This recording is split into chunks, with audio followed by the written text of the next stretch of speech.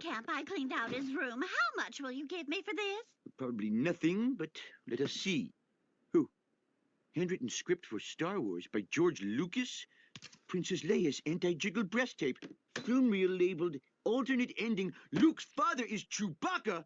Oh! Oh! I'll give you $5 for the box. Sold. All right. Hello, everyone. Welcome back to another Classic Comics live stream. All right. So quite a bit actually been going on this week, and there's some pretty big stories to take a look at. Now, of course, probably the biggest one, and I did report on this last week actually as a rumor. We finally got official word earlier this week. Our our long national nightmare is finally over, and Kathleen Kennedy has departed from Lucasfilm. And please do like the stream if you would, and please do sub to the channel if you haven't already. Okay, so this has been a long time coming, and of course there have been rumors to this effect for I don't know how many years, probably ever since, I don't know, probably ever since the Solo flopped. I would say probably ever since Solo flopped, which was, what year was that? Let me see, what year was Solo?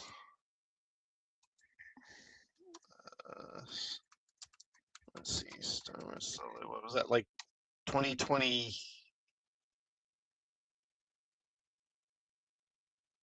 Let's see, oh no, 2018. So what, about 8 years that those rumors have been going on, and finally it has happened. This is from the Hollywood Reporter. Star Wars shakeup. Kathleen Kennedy steps down as George Lucas protege Dave Filoni and exec Lin-Wen Brennan take over Lucasfilm. After 14 years guiding Star Wars into the modern era through all its ups and downs, Kathleen Kennedy is stepping down as the president of Lucasfilm. Kennedy had already spent decades producing movies such as Indiana Jones and E.T. when she joined Lucasfilm in 2012, taking on the role of co-chair alongside Star Wars creator George Lucas. She was elevated to sole head of the company just a few months later after Disney paid $4 billion for the brand and Lucas exited. Kennedy is not departing the galaxy far, far away immediately.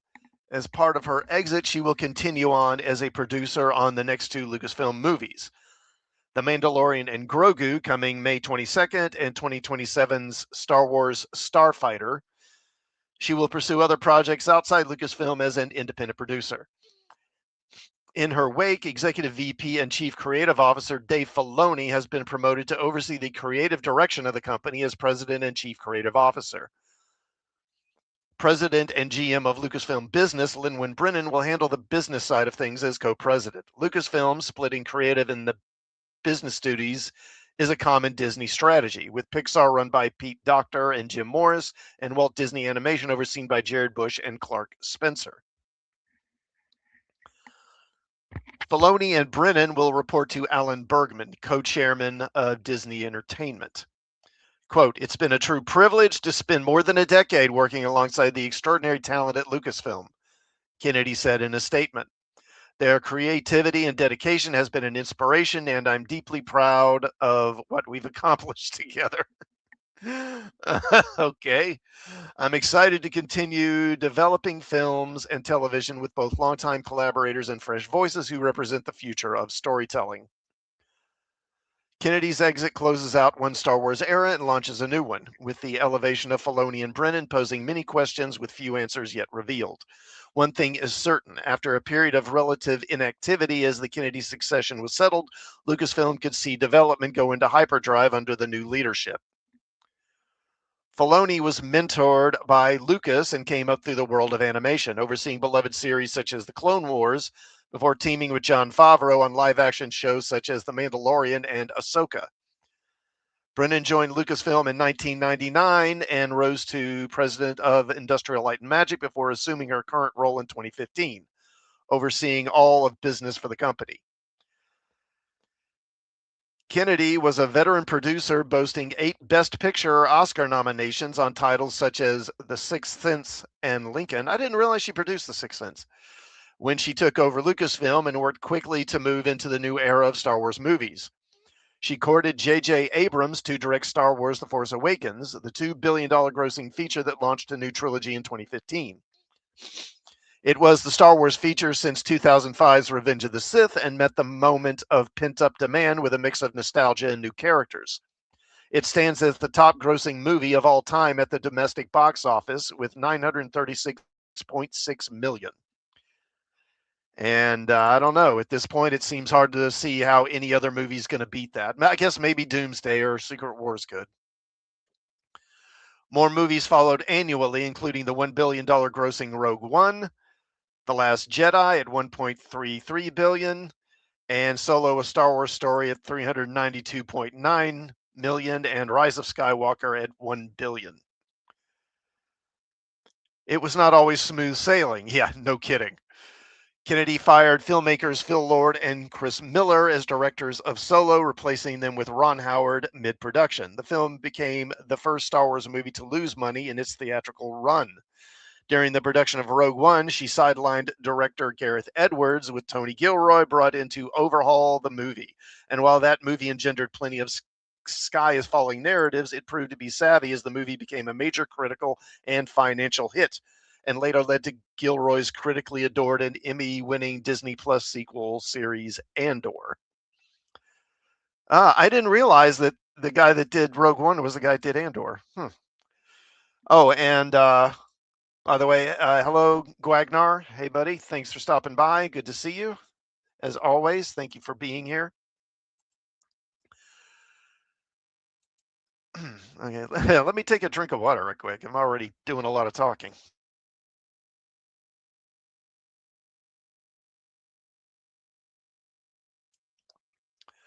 Okay. Following Rise of Skywalker, which received a mixed response, Disney put Star Wars movies on pause, with CEO Bob Iger acknowledging it produced too many movies too quickly. Over the past decade, Lucasfilm went through stops and starts as it promised movies that failed to materialize, including projects from Game of Thrones creators Dave Benioff and D.B. Weiss, Last Jedi filmmaker Rian Johnson, and Taika Waititi. A movie starring Daisy Ridley has been stuck in development since it was announced in 2023. Yeah, whatever happened to that thing? It now has 2 films on the way, with Mandalorian and Grogu arriving May 22nd and Sean Levy's Star Wars Starfighter dated for May 28th, 2027. While the movie side of Star Wars faltered after Rise of Skywalker, Kennedy's decision to bring in Favreau to create and launch the first live-action Star Wars TV series proved to be a win beyond anyone's expectation. The Mandalorian shot Baby Yoda into popular culture, and the initial seasons not only restored Star Wars' golden stature, but also became the flagship show for Disney Plus when it launched in 2019. The series that followed, however, had mixed results, with one, the 2024 show The Acolyte, being outright rejected by a certain faction of the sometimes intemperate fan base. Intemperate fan base. I think that may be a shot. Just guessing there. Andor, on the opposite end of the spectrum, showed Star Wars could be used to tell stories with political themes. It became a showcase for its actors and ended its run with 5 Emmys and 22 nominations. Overall, Star Wars series under Kennedy have landed 85 Emmy noms. Coming up will be a second season of Ahsoka and the animated Maul Shadow Lord series. Okay, so I was wondering what Disney Plus had coming besides season 2 of Ahsoka. So an animated Maul series. Okay. I'm kind of over Darth Maul, honestly. They shouldn't have brought him back. Bringing him back from the dead in Clone Wars was, I don't know, it was just kind of dumb to me. Lucasfilm in recent years also undertook reviving Ron Howard's Willow series on Disney Plus, as well as a fifth and final Indiana Jones movie, but neither found the hoped-for audience. It wasn't that they didn't find it, it's that they drove it away. That's what happened. The new leadership arrives with its own set of questions. Filoni is known for his intimate and arcane franchise knowledge, which served him well in animation, but less so in live action. Season 3 of The Mandalorian and Season 1 of Ahsoka dealt with intricate facets of interclan rivalry and Jedi witches that were perhaps too in the weeds for casual viewers. Yeah, I kind of agree with that. He was also set to make his live action feature directorial debut with a movie that combined characters from these series. But that movie has been put on the back burner, and Favreau's The Mandalorian and Grogu is now opening this spring. Okay, so I wonder, is that movie on delayed permanently? I mean, probably not. They're probably just waiting to see how the rest of Ahsoka does.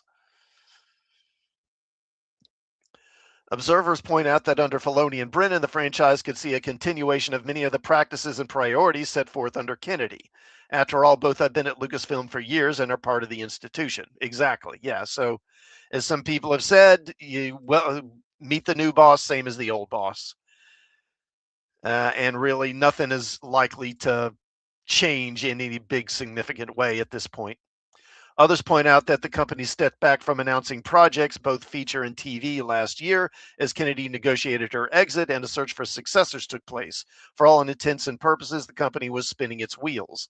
Now, these sources say Lucasfilm can move ahead with full force as it seeks to recapture the excitement and creativity of a more civilized age. Good luck. On Thursday, Disney's top brass gave Kennedy a send-off, with CEO Bob Iger recalling, when we acquired Lucasfilm more than a decade ago, we knew we were bringing into the Disney family not only one of the most beloved and enduring storytelling universes ever created, but also a team of extraordinary talent led by a visionary filmmaker, someone who had been handpicked by George Lucas himself, no less. Added Bergman, Kathleen Kennedy has been a tremendous force in the industry for 50 years, and it's been our privilege to have her here at Disney, leading Lucasfilm for nearly 14 of them. The journey to reawaken the Force won't be straightforward. The franchise has always struggled to appease those nostalgic for the classic stories and characters, a fan base with strict ideas on what Star Wars means, and those who believe that evolving is the only way the brand doesn't get stuck in amber. This week, in a prophetic move, Disneyland announced a pivot at Star Wars Land. It will phase out characters and storylines created during the Kennedy-run sequels, such as Kylo Ren and Rey, and bring back Darth Vader and other Lucas creations. Yeah, I've heard about that Star Wars Galaxy's Edge is going to start featuring OT characters rather than the sequel. So,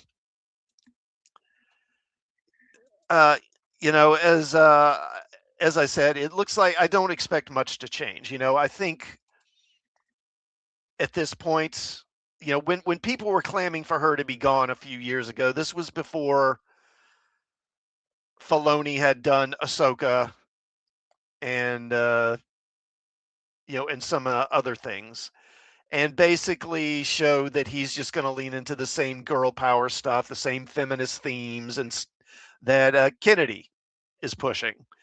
And because there was some sense that this guy could come in and make a change and take things in a different direction and revitalize the property. But I think he's shown so far with Ahsoka that probably ain't happening. And so again, it seems like it's too little, too late. If this change had been made, I don't know, 5 years ago, like after season 2 of The Mandalorian, after they did the thing with Luke coming in and taking Baby Yoda, if they'd done it then, her departure would have been hailed, I think, by the fandom. But after these years, I think, the fandom's just, I think they're tired. Most of them are just indifferent at this point. It's, I forget, who was it? There was someone who posted a reaction to it and had the quote, from the Green Mile, "I'm tired, boss." And I think that's just how a lot of the fandom feels. They're just tired, and there's no expectation this is going to get better anytime soon. The only thing that really seems to generate excitement is fan films or AI films that fans are doing. like that, what is it, Beggar's Canyon fan film that came out like a week or two ago, which is pretty good, which I saw. As AI goes, it's a pretty good AI film. And I think there's been a couple others in recent weeks, and those are the things that people are getting excited by. Is there anyone excited for The Mandalorian and Grogu, honestly? I mean, I doubt it. I mean, that thing's going to be dead on arrival. Everyone knows it. It's not going to do well. And I don't think Ahsoka season 2 is likely to really be a big hit. Who knows? If he were to pivot and do something good, that could happen. But again, at this point, why would you think that? It's probably just going to be more of the same, which means it's going to have a lukewarm reception at best and not do well. That Maul series, I don't know. I'm not interested in it. But I don't know. There may be a few that are still excited by Maul, but I don't expect that to do well either. And if those underwhelm, and then Starfighter comes out and flops too, and admittedly, I mean, it's too soon to know about that. I don't think we really know enough. It's got what's his face, Ryan Gosling in it, and as celebrities go, as actors go, now he's probably about as close a thing there is to a movie star. I don't think he can guarantee a box office or anything, but I do think he has a certain level of popularity. And, I don't think it's impossible that his presence could help the movie. And if the movie were even halfway decent, I think it might do okay. But what are the odds of that? And if that comes out and flops too, I mean, what do they do at that point? Because if that flops too, and Grogu is, that's going to mean, so their last 4 movies, it would be Starfighter, a flop, Mandalorian Grogu, a flop, Rise of Skywalker made $1 billion, but again, that's $1 billion, which is down from $2 billion from Star Wars: The Force Awakens, so it lost half the audience of the first movie in the trilogy. And supposedly that was like the most expensive movie ever made, so it's a question how much money that thing even made as far as profit for Disney. And the one before that was Solo, which was a flop. So you're going on 5 Star Wars movies that have not been successful. And honestly, at that point, I think the only real option they're going to have is to redo the original trilogy, just reboot the whole thing and start over, which I think they were probably eventually going to be heading towards anyway at some point, but I think this may have sped the process up. All right.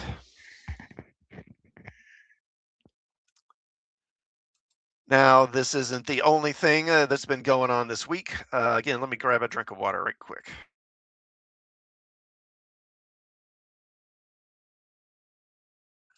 All right. And the next one, Star Trek has also made some news this week. So there's a new show, and I'm sure you've heard about it. Starfleet Academy has premiered this week. And interestingly, they let the first episode actually be streamed on YouTube. An odd move. So let's talk about that for a minute. This is from thatparkplace.com. Star Trek Starfleet Academy already a flop. Free YouTube premiere draws shockingly low viewership. The early performance of Starfleet Star Trek Academy is shaping up to be a serious warning sign for Paramount Plus, with the show's free YouTube premiere delivering alarmingly weak engagement numbers that undercut the platform's entire conversion strategy and mark the show as a flop from the get-go. The Starfleet Star Trek Academy premiere flop is already difficult to ignore. Hold on a moment. Okay. Paramount made the unusual decision to launch the series premiere for free on YouTube, typically a move designed to entice casual viewers and convert them into paid subscribers. But if the goal was to build momentum, the results so far suggest the exact opposite happened. The premiere episode of Star Trek Starfleet Academy debuted on YouTube with a live premiere that peaked at roughly 1,300 concurrent viewers. And then we have a posting from Nerdrotic here. Gary at Nerdrotic. Paramount spent between 6 to 10 million an episode on Star Trek Starfleet Academy. They put the premiere on YouTube for free and got 1,300 live viewers. RIP Star Trek.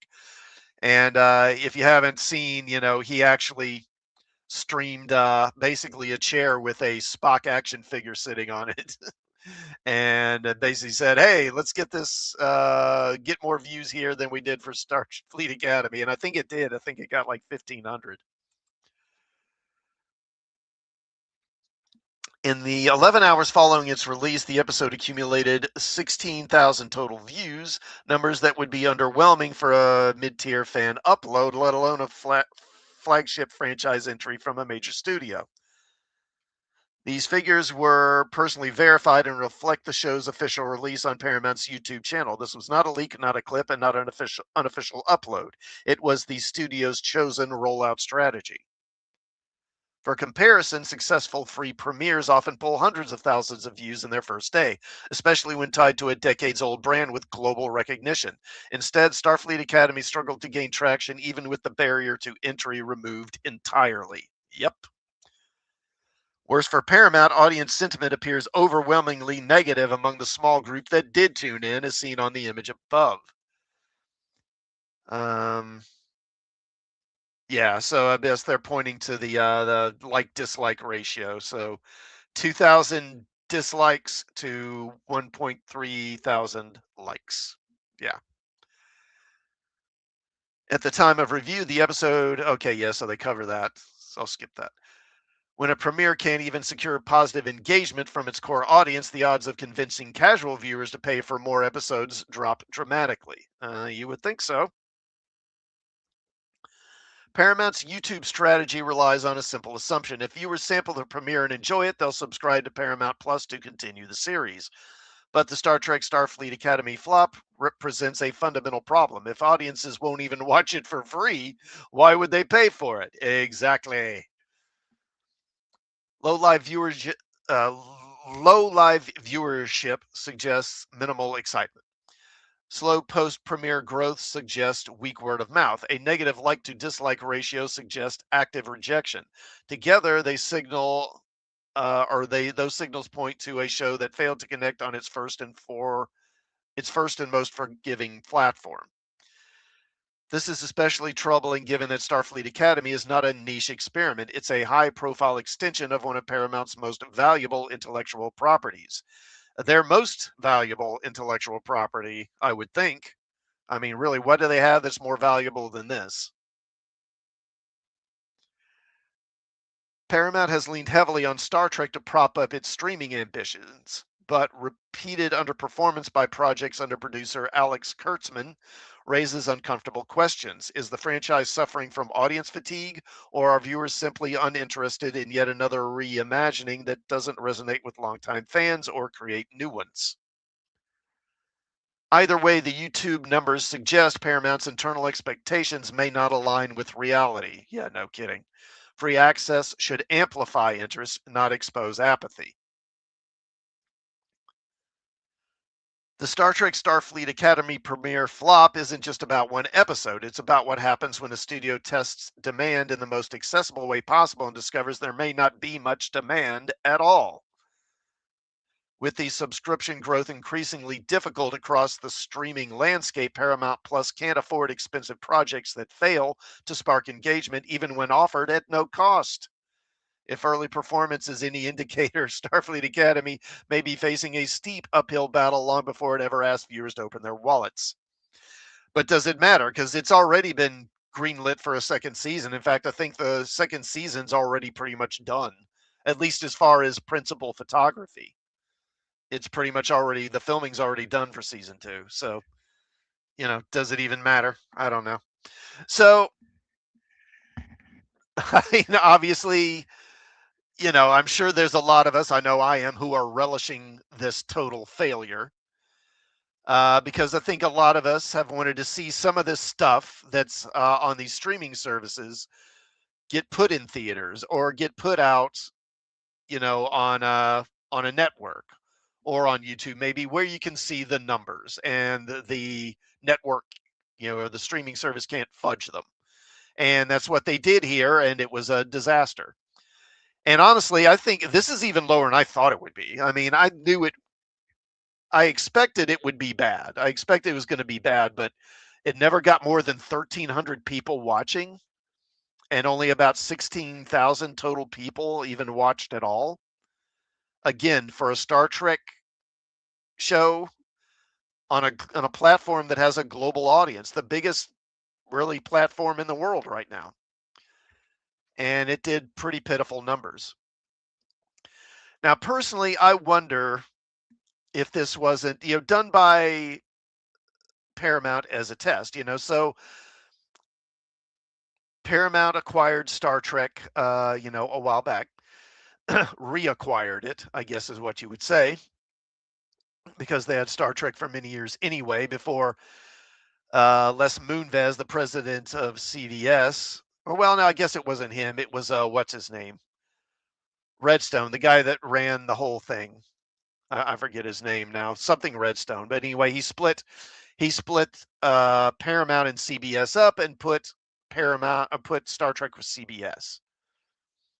And now it's finally back at Paramount again. But there's been talk about, Kurtzman's contract, I guess, is coming up or going to be expiring. And there's lots of rumors flowing around about whether Secret Hideout will get a new contract or not. If they do, what would it be like? Would it be another exclusive deal where only Kurtzman and Secret Hideout get to work on Star Trek, or would it be altered to allow other people? I don't know.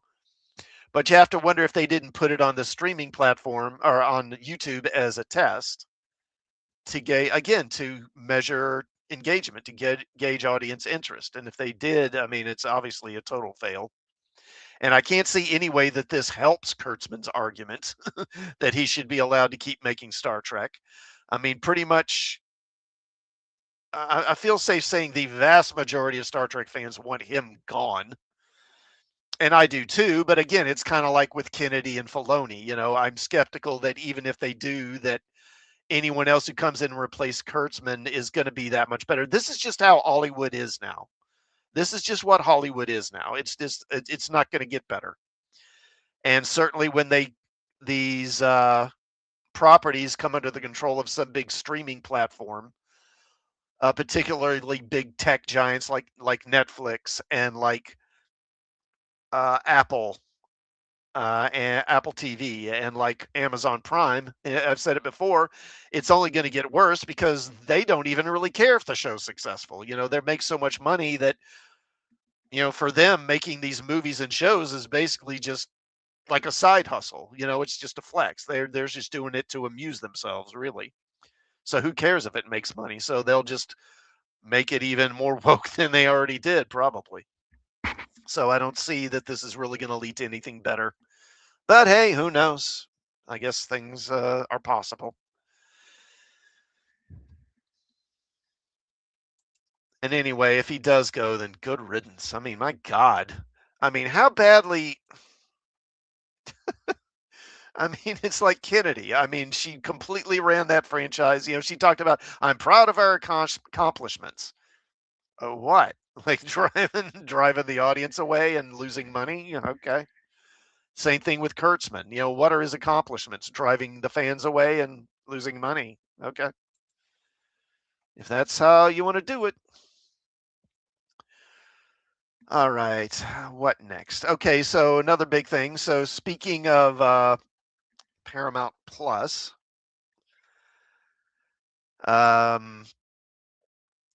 so that is owned by, what is it, Skydance or whatever it is. And the head of that is, what's his name? Not Larry Ellison, but Larry Ellison's son. Larry Ellison being the guy, he was one of the founders of Oracle, the tech company back in the 90s. And, he's one of these tech billionaires. And so he basically bought his son a network. And so now they're keen to acquire Warner Brothers as well. And as I've reported on, before, kind of talked about. So Warner Brothers Discovery made a deal with Netflix and declined the Paramount Plus Skydance deal.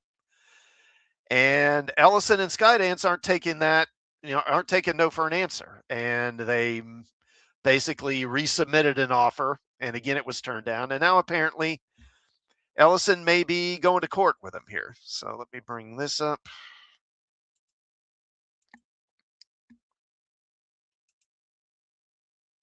I'm at 30 minutes already. I spent a long time on that Kennedy story. Okay, so again, this is from the Hollywood Reporter. David Ellison takes Warner Brothers to court as Paramount launches proxy battle over Netflix bid. Paramount is upping its fight for Warner Brothers Discovery. In a letter to WBD shareholders Monday, Paramount CEO David Ellison and his company has filed suit against WBD in Delaware, seeking greater financial disclosure of the Netflix deal. Additionally, Ellison said his company plans to nominate its own slate of directors for WBD's board, who they believe would vote against the deal with Netflix. After repeated attempts, Paramount has stuck with its $30 per share tender offer for Warner Brothers Discovery and has argued that its all-cash bid remains superior to the deal that WBD signed with Netflix.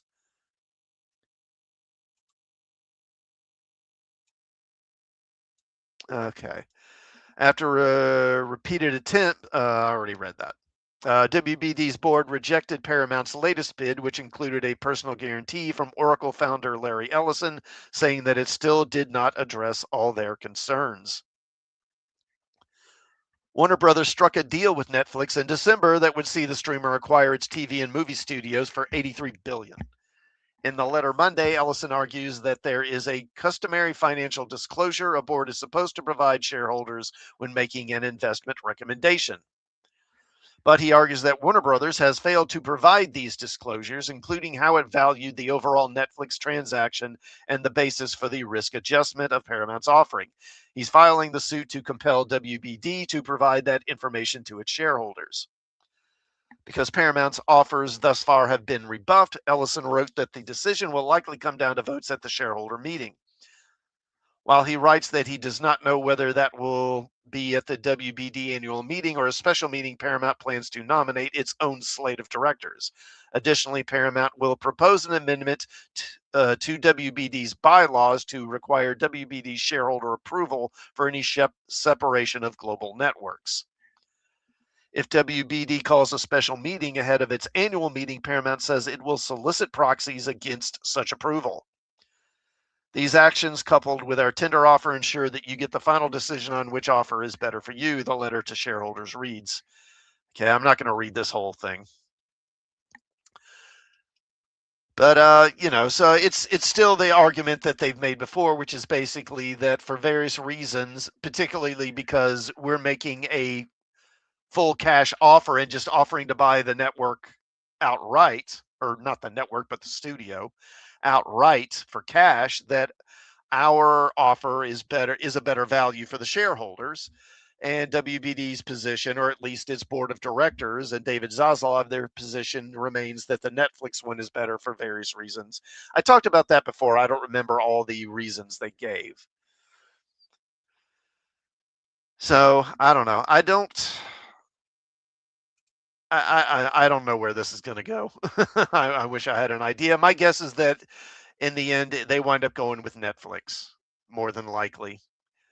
But apparently, there is some thought or some rumors that the government may prevent Netflix from acquiring them because they feel it would be too much of a conglomeration, too much of a consolidation of streaming content and entertainment content, which I would agree with, but I wouldn't want them to merge with either of these people.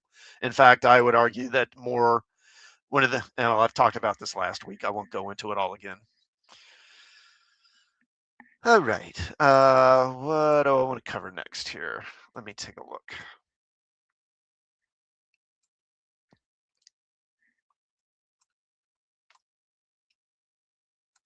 All right.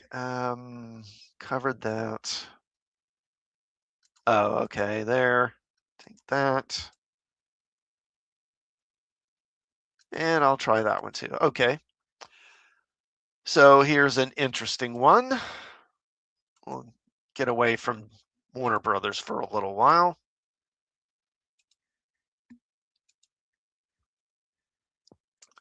And this is from Fandom Wire. So, Famke Janssen is returning as Jean Grey, X-Men writers Avengers Doomsday spoiler. X-Men writer Chris Claremont recently revealed a major information related to the character played by Famke Janssen in the X-Men movies. So, and this is another thing I did take a look at previously. And of course, with all these X-Men actors returning, as you know, photos of them started leaking. And of course, it remains to be seen how much of if those are real or AI or what. But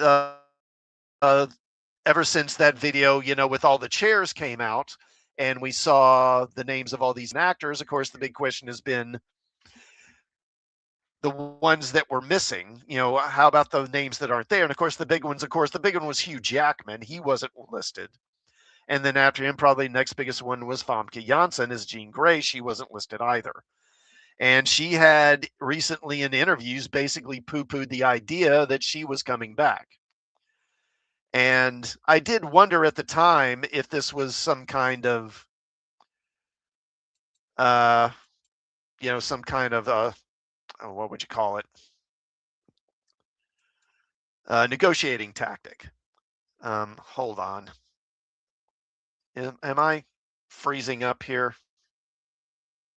All right, hold on. This is, all right, hold on. Give me a second here. My computer's locking up.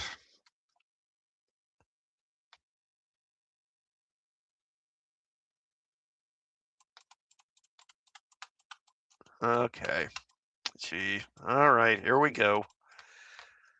I'm going to have to address this.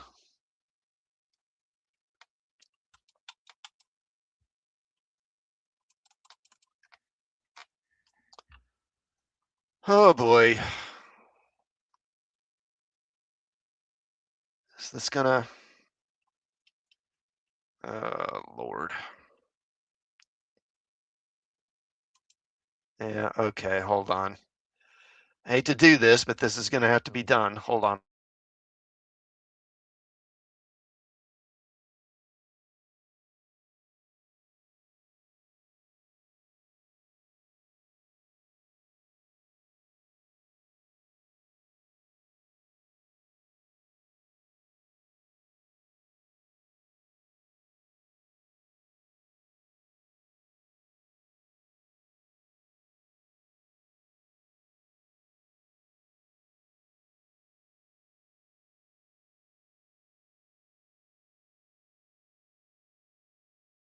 All right. Oh, great, there's two of me now. Okay, so let's... All right. Well, let me mute one of them.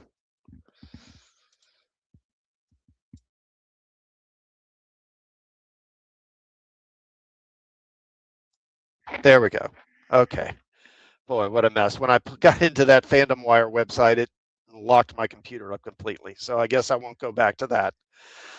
All right. So as I was saying,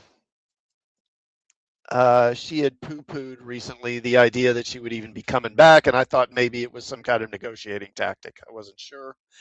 But what the article seems to imply is that, you know, she's already locked in, and she has been, and that was maybe going to be a big surprise in the movie, or supposed to be, and maybe Claremont wasn't really supposed to leak this stuff out. Let me see if I can find that on another website that won't just lock up my friggin' computer like that one did.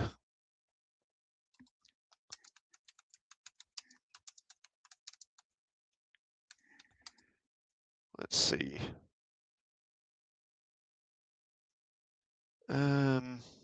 Okay, we'll try this one. So this is from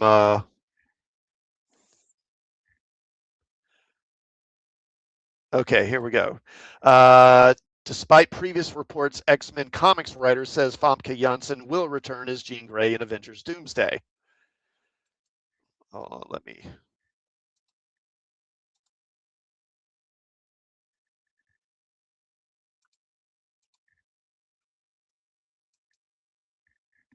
Okay, there it is.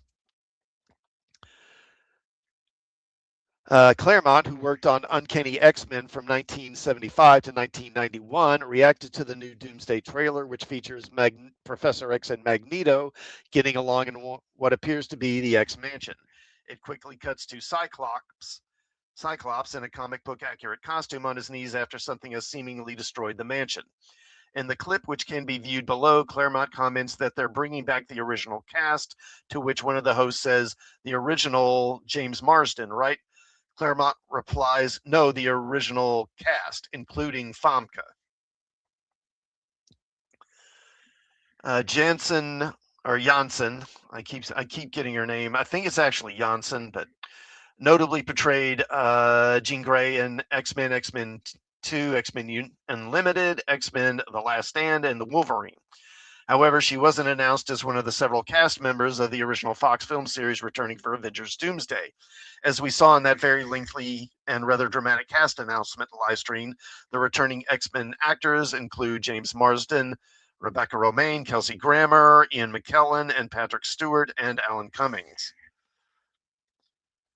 When asked if Marvel ever asked her to reprise her role as Jean Grey, Janssen told Entertainment Weekly, quote, "Never, never, ever." While it's possible that Claremont misspoke, Marvel tends to be full of surprises. I mean, just look at Wesley Snipes' Blade and Jennifer Gardner's Elektra appearing in Deadpool and Wolverine. It's worth noting that Halle Berry's Storm wasn't announced as part of the returning cast either, but only time will tell. Yeah, she's another big one. I forgot about her.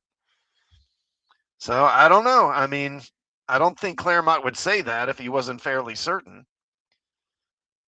But so far, apparently, there doesn't appear to be any real confirmation of this. But then again, actors have lied about being in this stuff before. Like I know Tobey Maguire and Andrew Garfield, were asked if they were going to be in that last Spider-Man movie, and they both were like, nope, not going to be in it, and of course they were lying. So it's not like there isn't a precedent for this sort of thing.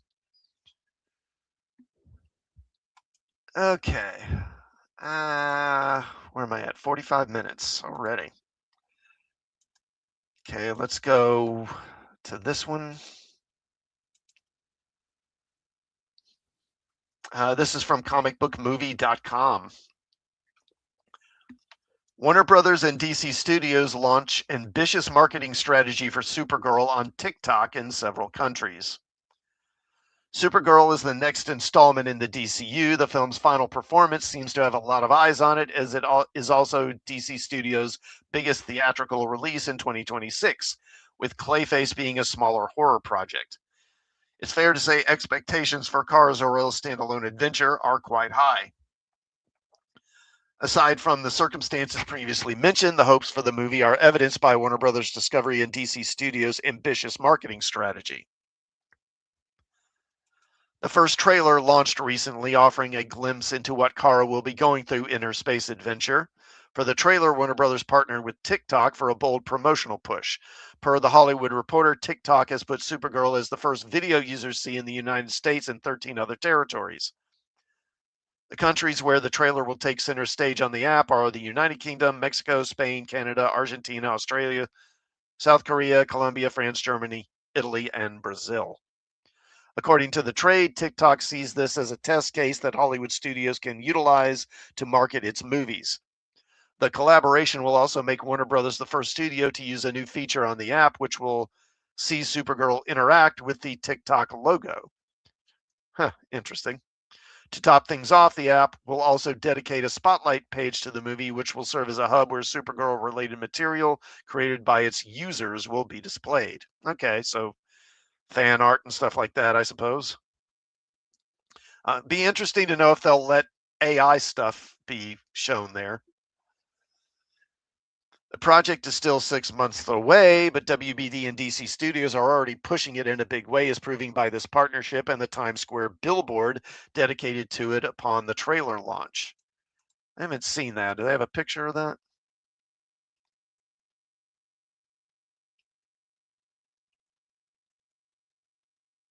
Huh. Let's see. I'll come back to that in a minute. They're exciting promotional efforts, but it's difficult to tell whether or not they will pay off. Superman received a similarly hefty marketing campaign, and it reached 600 million at the box office. Well, I think it was 618, wasn't it? Before they pulled it, and it would have made more before they pulled it. They pulled it after what, about 5 weeks? But still, I mean, it was underwhelming to say the least. I mean, the Guardians of the Galaxy movies, which Gunn did, those made, I think, in the range of about 750 to 850 million, like in that range. Then he does Superman, and it makes 600. 618. Ouch. I can't believe they were pleased with that, even though apparently it did make money for them, but only because of the merchandising. While a respectable amount, one that reached the high end of the majority of recent superhero projects, it's still below the box office intakes of films like Deadpool and Wolverine, Spider-Man No Way Home, and on the DC side, Aquaman from 2018. With Supergirl being a less recognized character when compared to the Man of Steel, it remains to be seen what heights it can reach financially. Well, I don't think it's even going to make that much. I mean, I would say, I don't know, best case scenario, it makes about 75% of what Superman made. And again, that's like best case, which 600, so that would be what, about 400 something million? How much would that be? So let's say 618.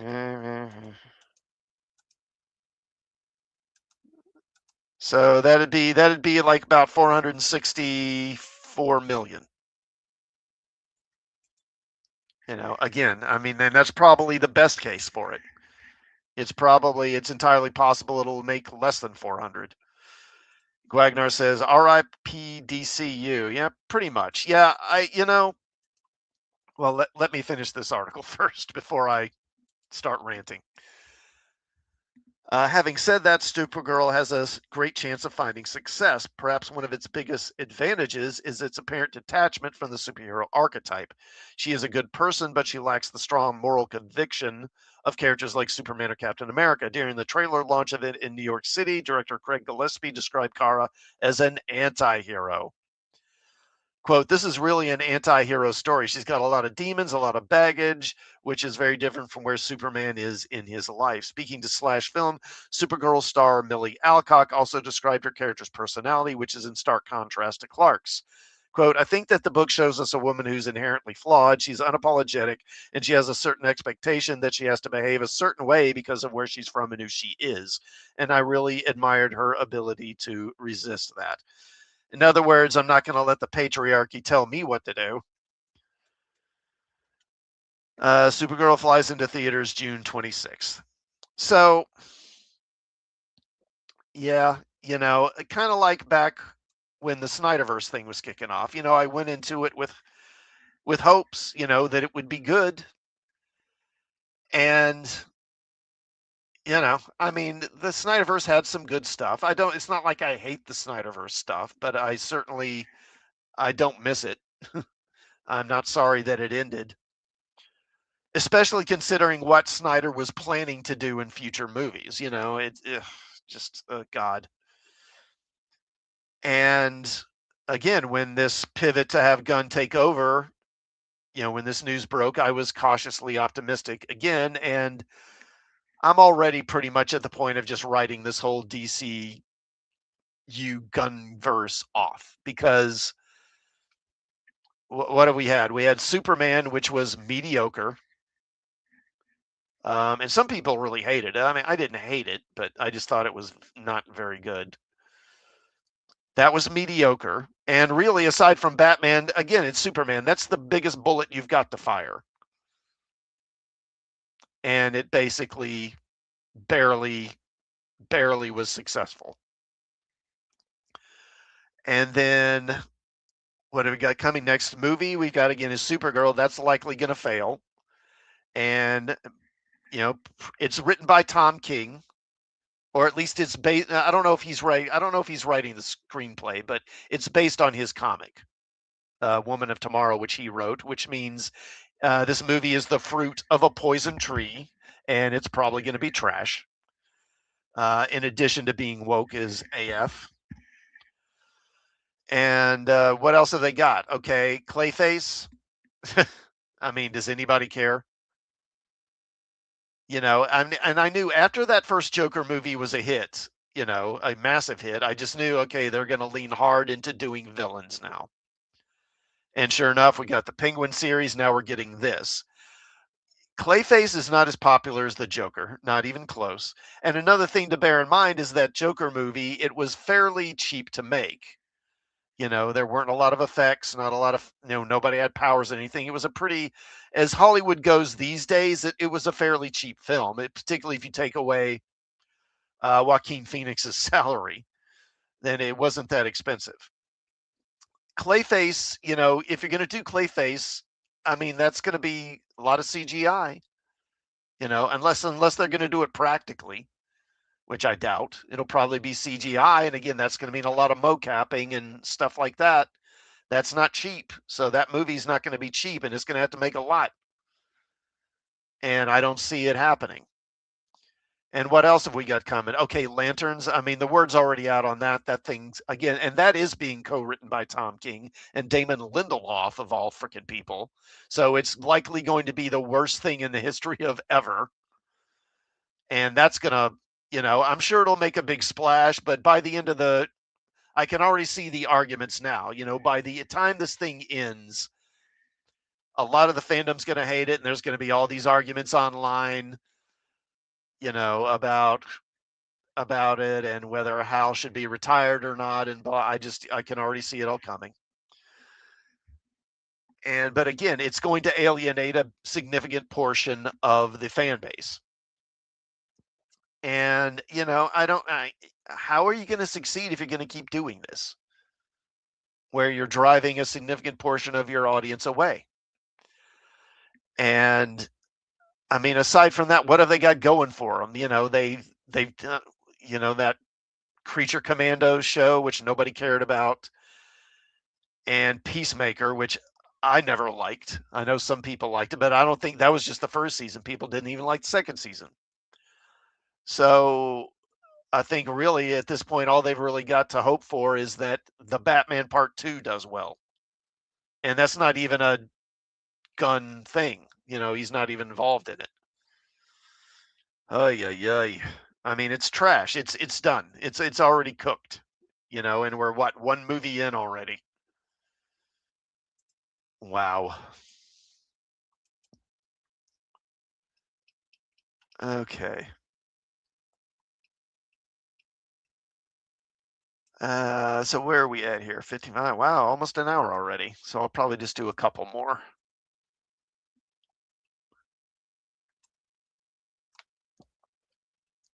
Okay, let me see. What else do I want to hit here?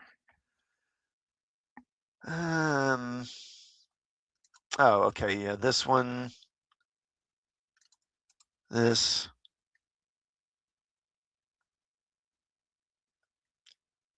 Oh yeah, and this. I wanted to cover this. Yeah. Okay. This next one.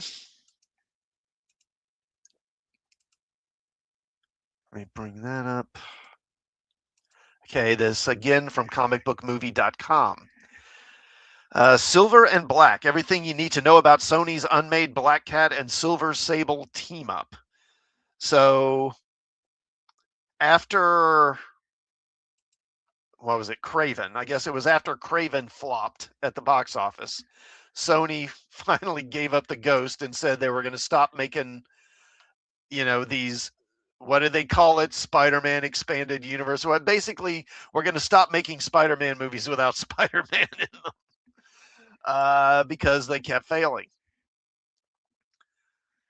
Because what, Kraven flopped, and before that, Madam Web flopped, and before that, Morbius flopped. I mean, Venom 3, I don't think Venom 3 flopped, but it was definitely underwhelming. You know, the first one was a pretty big hit, which of course prompted them to think, hey, we don't even need Spider-Man. We can just make movies with villains. You know, are you paying attention, Warner Brothers? Are you paying attention to this? What's happening over here? They said, we don't even need Spider-Man. We'll just make villain movies and reinvent them as anti-heroes or whatever. And so then they did Carnage 2, which I actually think is probably the best of the three. Venom 2. I'm sorry. They did Venom 2 with Carnage in it, which I thought was the best of the three Venom movies. Venom 3 is not good. And then, of course, all the non-Venom movies failed. And so after Craven, they finally said, okay, you know what? We give up. We're not going to do this anymore. But they had plans for other stuff, and one of them was a Silver Sable and Black Cat team-up movie, because that's what we all wanted, right? A movie with Black Cat and Silver Sable teaming up. These people. So let's talk about this here. Silver and Black appeared to be a priority for Sony Pictures in the late 2010s, and the plan had been to give us a Silver Sable and Black Cat team up before they assembled as part of an all-female team of heroes. Of course. Scorpion, Tarantula, Chameleon, Tombstone, and Norman Osborn were all set to factor into filmmaker Gina Prince Bythewood's movie. Alas, even after giving the green light to disasters like Morbius and Madame Web, Sony reached a point where they decided this project wouldn't work, leaving it on the scrap heap with El Muerto, Spider-Woman, and more. And that, what was it? Silk. There was a Silk streaming. I don't know if it was a movie. I think it was a streaming show that they were going to do at one point, which is another female character. Yesterday, we shared some details about Sony's early plans for a Black Cat movie. When Silver and Black fell apart, solo outings for the two leads were briefly considered. That's brought Felicia Hardy back into the conversation, and now seems a good time to revisit what might have been. And actually, you know what? I think, why don't we focus on this other one?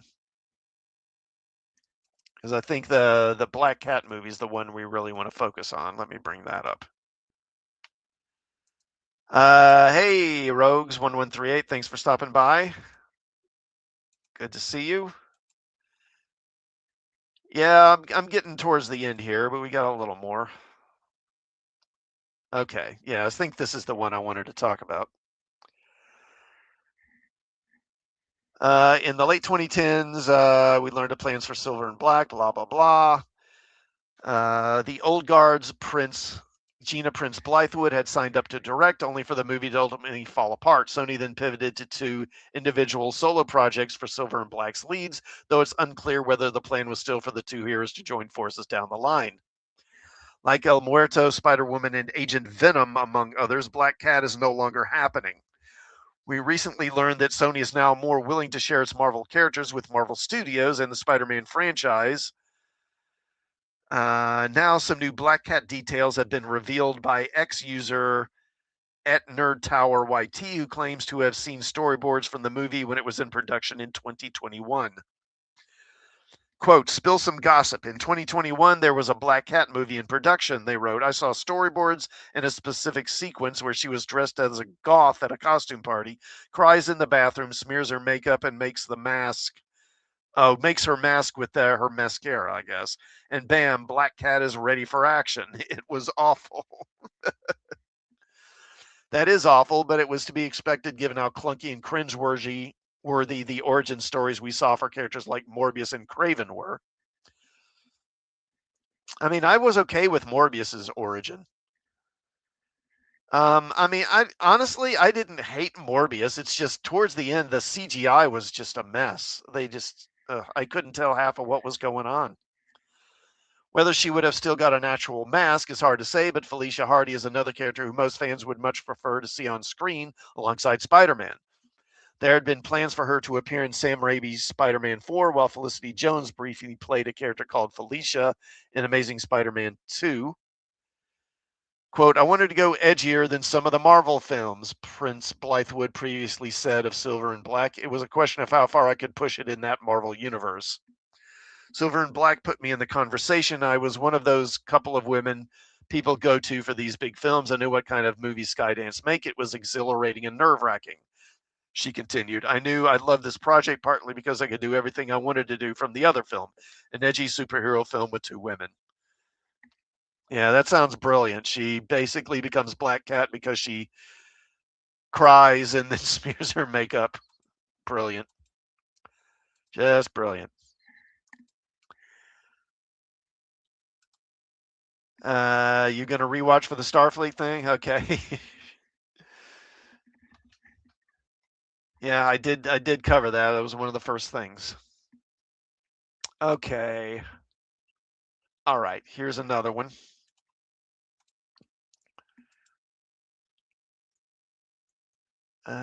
There it is. Okay. Okay, so this is from the direct.com. So if you haven't heard,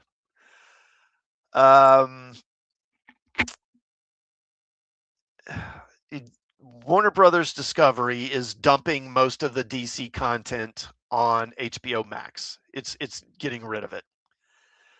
And this actually, now this article I'm showing you here, this says 8 movies that are being removed, but it's a lot more than that. It's something like a total of like something, I've heard something like maybe as many as 70 different pieces of content. And I guess that probably includes like TV show episodes and cartoon episodes, I'm guessing. So it's mostly animated stuff.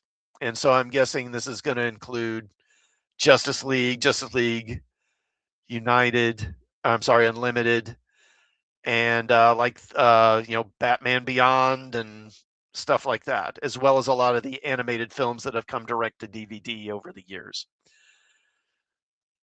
And not just that, but it's also going to include other non-DC animated stuff like Looney Tunes. They're dumping all their Looney Tunes stuff. And they're dumping all the cartoons that are owned by DC, all the Hanna-Barbera stuff, like Scooby-Doo. That's all getting dropped as well. Okay, HBO Max is getting ready to remove a handful of great DC superhero movies this October. Like many of its streaming brethren, HBO Max is constantly updating its catalog, adding and subtracting titles on a near daily basis. This means that as titles like Superman's, Weapons, and Eddington come to the service, various big-name movies and TV shows are removed. HBO Max has revealed plans to remove 8 fan-favorite DC superhero movies as part of its monthly content update. Each of these titles will be removed from the service on Friday, October 31st. So, okay, so this was actually a few months ago. DC's HBO Max efforts continue despite these projects being removed from the service. Peacemaker Season 2 just came to an end on the platform. James Gunn's Superman is enjoying his first few weeks on the service after dropping in September. Okay. Yeah, so this one, I'm sorry, this one's actually an older one. I didn't get the right one. But yeah, so they're getting rid of all their animated stuff on HBO Max. So if you had HBO Max to watch any of that, well, you're going to be SOL. And this is part of the reason why I don't like these streaming companies is they can take stuff off anytime they want. And, you really have no recourse. What are you going to do? That's why I've held on to my DVDs and to my physical media, and I'm not letting it go. But another thing I question is if they're going to be getting rid of animated stuff, okay, does that include stuff that's part of James Gunn's universe, like that Creature Commandos show? That was animated. Is that getting dumped? Is that going to go? And then there's another series that's now been confirmed. Let me bring this up. This is the next one here. Comicbookmovie.com, James Gunn confirms Mr. Miracle animated series officially set in the DCU. The DCU is expanding quite rapidly. Led by DC Studios' James Gunn and Peter Safran, the nascent superhero franchise will release a multitude of film and television projects in the near future. DC Studios is giving the spotlight to a variety of comic book characters. One of them is Scott Free, aka Mr. Miracle, an escape artist who happens to be the son of New Genesis leader Highfather. Making his debut on 1971's Mr. Miracle #1 by Jack Kirby, the hero was announced to be getting his own animated series, appropriately titled Mr. Miracle, with comic writer Tom King set as showrunner. Oh, Christ. A piece of art from it was released alongside the reveal, featuring Scott alongside his wife, Big Barda. At the time, however, it was not stated whether or not Mr. Miracle, which is based on King and Mitch Gerads' renowned comic series, would be set in the DCU, or if it would be an Elseworld story similar to upcoming animated series like My Adventures with Green Lantern and Starfire. And, if you don't know, so Tom King did a Mr. Miracle limited series back around, 2017? I think it was. And it started off fairly promising, but, as the series progressed, it really kind of went off the rails. And a lot of the tropes that, have become apparent in Tom King's writing over the years became increasingly apparent. One of them is the main hero being basically a weak-willed and sort of directionless and lacking in any kind of real initiative, and basically, not being very heroic or masculine. Let's put it that way. And another trope that Tom King seems to really like is having the hero paired with a female. In this case, of course, his wife is Big Barda, and the female is really the boss in the relationship. It's as the term has come to be referred to as the mommy wife, where the woman is basically the person's spouse or mate, or whatever. But in the relationship, she's basically treats him like an overgrown child. And she calls all the shots, and she scolds him and tells him what to do. And he can't really do anything without her direction. Yeah. Yeah, it is going to adapt Tom King's Mr. Miracle series. I wonder if they're going to show up on Netflix. I don't know. Maybe. Okay. So the Man of Tomorrow director took to Instagram to commemorate the 55th anniversary of Scott Free's debut. In the caption, Gunn paid tribute to the character and revealed his upcoming animated series was indeed set in the DCU, labeling it a DCU animated show. The world's greatest escape artist made his debut on this day 55 years ago in 1971. Happy anniversary to Mr. Miracle, who debuted in Mr. Miracle #1, written by Jack Kirby, with pencils by Jack Kirby and inks by Vince Colletta. Soon to be seen in our DCU animated show based on the 12-issue comic series from Tom King and Mitch Gerads. With that, the New Gods, Apocalypse, and Darkseid now officially exist in the DCU. Now, just because Darkseid is franchise canon doesn't mean he will be the big bad in DC Studios' overarching plan, which is something many theorized would happen.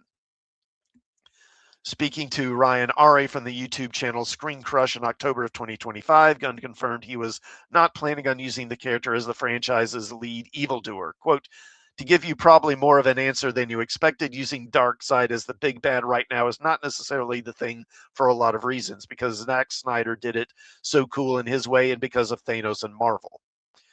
So I guess he's saying he doesn't want to kind of copy or follow what they did, which I get, I understand. And honestly, while Darkseid is the obvious choice, honestly, Darkseid's really kind of been overused in comics and in other medium as well. Well, I don't know about in live action, just because, they haven't done a lot of him, but there's certainly been a lot of allusion to him or stuff building to him, the Snyderverse being the most obvious thing. And he's certainly been big in the animated movies that they've done. So if they want to go in a different direction, I'm kind of okay with that. It's kind of like the Joker, he's been done so much. I'd kind of welcome something else. Of course, that doesn't mean it's going to be good.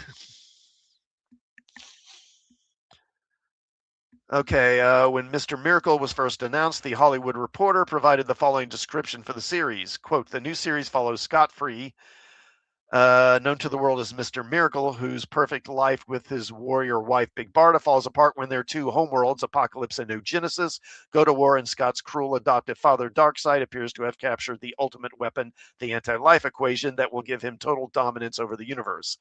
As the mountain of bodies on both sides grows ever higher, only Mr. Miracle can stop the slaughter and restore peace.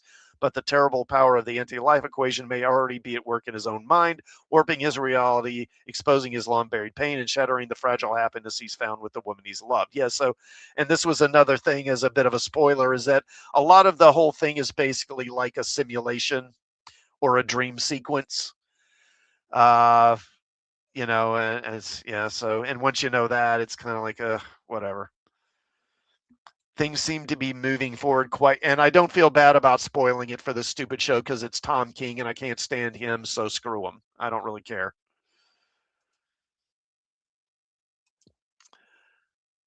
Yeah, okay, I guess I covered that then. So, not excited by this, and again, this is another example how, to me, this DCU is just, it's off on the wrong track.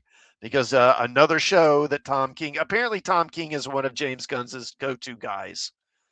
Because the Supergirl movie is based on his comic. He's co-writing the Lantern show, and he's going to be show-running Mr. Miracle. You know, it's just like, okay, you know, it's a fail. It's a fail. Not going to watch this crap. Not going to do it. All right. Where am I at? Okay, I'm at a hour and 15 minutes. Let me see if there's anything else I'm really keen to cover here. I think I covered most of the stuff I really wanted to hit. Let me take a look right quick. Come on. Yeah, I got that. Evans, no. Yeah, okay, I pretty much hit what I wanted to hit. I mean, there's a few more, but they're not that big a deal. So I guess I'll go ahead and wrap it up there. Again, please do like the stream if you haven't already, and please do subscribe. Thank you to those who tuned in to watch the stream and those who check out a rewatch. Okay, so I will be streaming tomorrow night on Earth's Mightiest Mondays with my friends J-Man and Decepticon, covering 4 more issues of Marvel Comics Original Avengers series. And we'll be covering, I think, actually, let me bring it up here. See if I can bring up the image.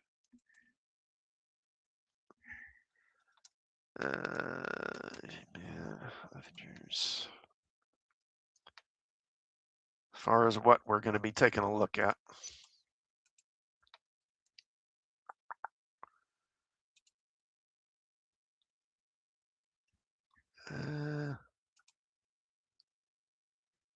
Yeah, okay, so let me bring that up. Okay, so we're going to be covering issues Avengers 154 and 155, and then Avengers Annual number 6, and then Supervillain Team Up number 9. And then after that, on Monday, then Tuesday, I will be doing another Trek Talk live stream on Tuesday. I'll be covering the original series episode Assignment Earth, the final episode of the 2nd season. And then let's see, now this coming weekend, I'm not going to be doing a Sunday live stream because I'm going to be with my National Guard unit. And I'm not going to be doing a Trek Talk the following Tuesday either. And let's see, so I guess 2 weeks from now, or 2 weeks from Tuesday, I will be back to do a season 2 review and do episode rankings for Star Trek 2nd season. And so yeah, so Monday Avengers, this Tuesday Trek Talk, and then I'm basically going to be off for about a week at least. And Rogue says, no one likes Jeff Johns. Now Tom King enters the fray. Do people not like Jeff Johns? I mean, I like his writing. I think he's one of the few who's still doing decent writing. I think that those Ghost World, is it Ghost World? Yeah, I think that books that he's doing look pretty good. The comic shop that I shop at now doesn't seem to carry them anymore, so I haven't been able to buy anything except the first couple of issues. I would be interested in getting some trade paperbacks of that stuff he's doing now. At least some of them, like Geiger, at the very least. Oh, you mean, oh yeah, in Hollywood, like in terms of live action in Hollywood, yeah. They did kind of kick him to the curb. And I mean, I'm not entirely sure why. I'm pretty sure the failure of Justice League had a big part to do with it, I suspect. And also him having this annoying, sort of devotion to the source material and wanting to do it properly. That probably had a big part to do with it. All right, so I guess that'll do it. Thank you again to everyone for tuning in during the stream. And I'll hopefully see you tomorrow night on the Avengers live stream. Until then, have a good night.